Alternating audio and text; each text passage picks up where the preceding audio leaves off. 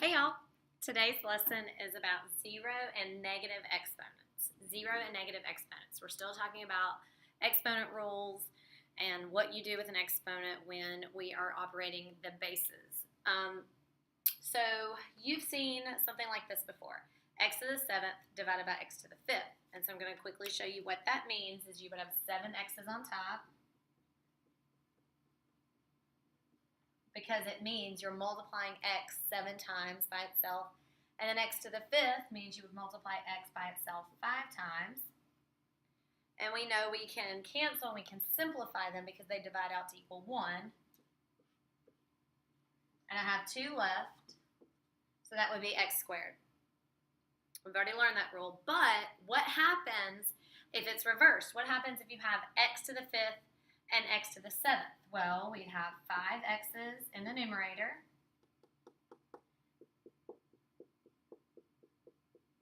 Oops. 7 in the denominator. Again, x divided by x is 1, and so we have several pairs, and this time I have 2 x's on the bottom. Well, all of my numerator x's were divided out. 1, 1, 1, 1, 1. And so my numerator is just 1, and I have 2 x's on the bottom, so now I have x squared, but it's in the denominator. And hopefully you can see this kind of makes sense. If you have 5 x's on top and 2 x's on the bottom, that you would have 2 x's left over in our denominator. So here's our rule. For any integer exponent, we're only talking about integer exponents, and we're not talking about 0, not 0. So any integer exponent, it looks like this, a to the negative x power. If you have a negative exponent, then you're going to move it to the denominator because that means you have more of that base on the denominator. Now, when you move it to the denominator, it's actually going to become positive, just like here. If I wanted to subtract, which my rule is to subtract, 5 minus 7 is negative 2. So x to the negative 2nd power. Do you see where I get the negative 2 from? I got the negative 2 because 5 minus 7, and I subtracted 5 minus 7. Since I have a negative exponent right here, I'm going to move it to the bottom and make it positive. So let me show you some examples.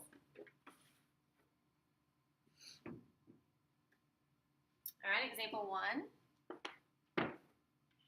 Simplify. I'm going to combine our exponent rules that you already know. In example A, I'm multiplying my bases, 5 squared times 5 to the negative 5th. Since my bases are the same, I'm going to keep my 5, and I'm going to add my exponents, 2 plus negative 5, because if I'm multiplying my bases, I add my exponents together. 2 plus negative 5 is negative 3, but I can't have a negative exponent, so I'm going to move it to the bottom, and my numerator is going to be 1, just like the problem I showed you. 5 to the negative 3rd power is equivalent to 1 over 5 to the negative 3rd. And then we could even simplify this more.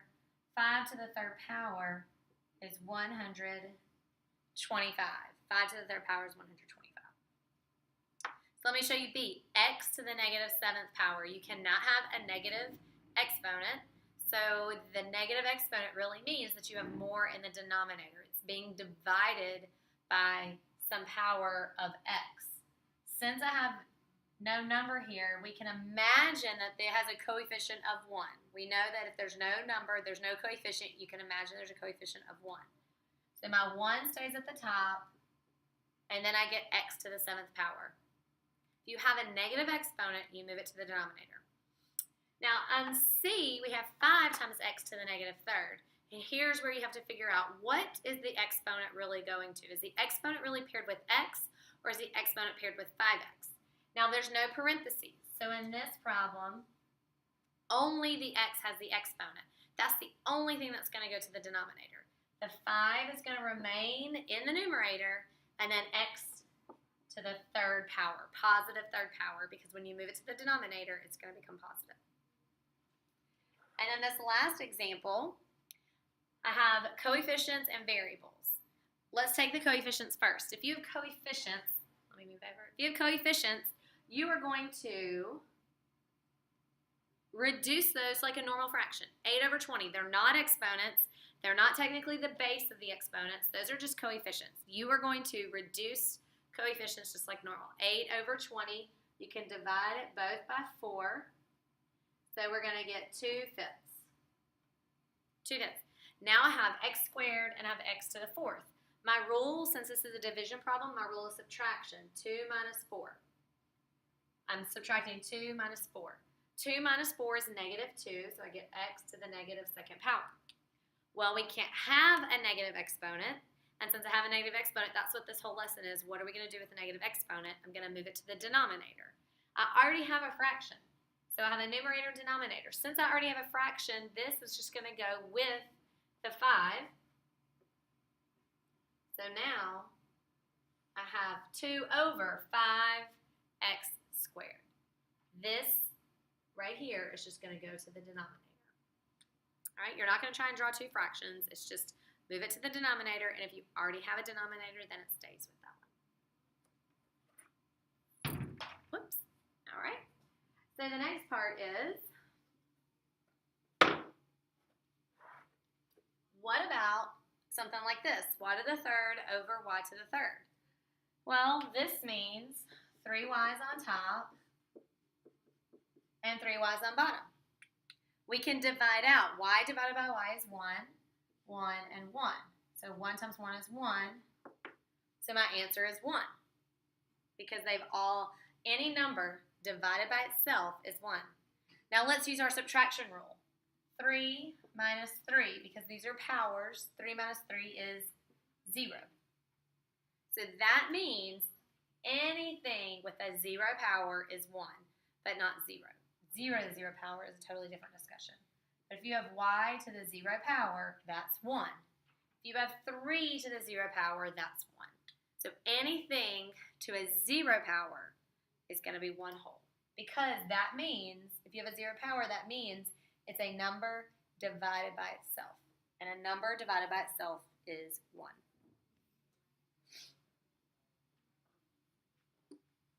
All right. Example 2, simplify. So I've got some more examples for you with a 0 exponent. In A, negative 2 into the 0. The only thing that has the power is the exponent. The negative 2 is not involved in that. So n to the 0 power is 1, and negative 2 times 1 is negative 2. Okay. B, I'm multiplying bases. So that means I add my powers. 2 plus negative 2 is 0, and b to the 0 power is 1. So my final answer is just 1. Now in letter C, you notice that everything is parentheses. If everything is parentheses, that means everything gets the everything gets the exponent. So all of this to the 0 power is just 1. You could even go 3 to the 0 power and x to the 0 power, but it would still be 1 because everything in the parentheses to the 0 power means negative 3x divided by negative 3x. That's what that means. And so a number divided by itself is 1. Our last example, we have, again, a fraction. I'm going to just circle it so you can see. My coefficient's 3/9. You're going to reduce that fraction just like you would reduce any fraction. You're not going to subtract. You're not going to do anything like that. I know you might want to, but 3/9 is going to reduce to 1/3. So I have just regular fraction 1/3.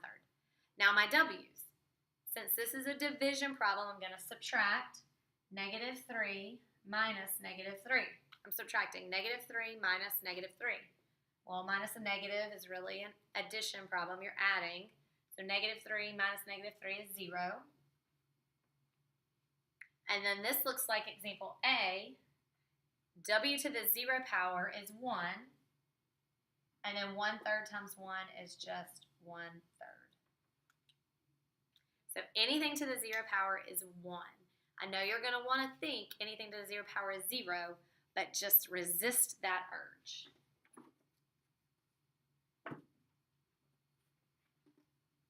All right, so a few more examples.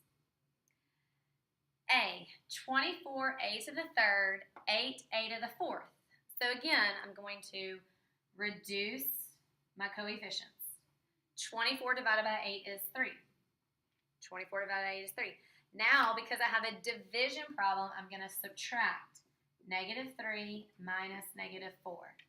Negative 3 minus negative 4. So that's really a plus 4. So that's a 1. So a to the first. And a to the first is just the same as a. So my final answer would be 3a. You don't need to write the first power because anything to the first power is just itself. Someone's calling me. I'll have to call him back. Letter B. Kind of got erased. 2y to the third times negative 5y to the negative 6. I'm going to multiply. Hang on one second. Hey. Hello? Hello?